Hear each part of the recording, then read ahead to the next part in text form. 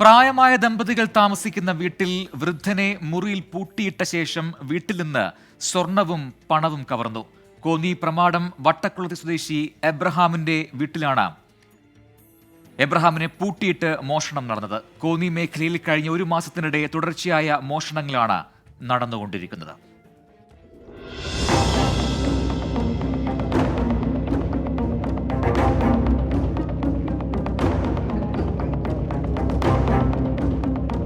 പ്രമാടം വട്ടക്കുളഞ്ഞിയിൽ എബ്രഹാമിന്റെ വീട്ടിലാണ് മോഷണം നടന്നത്.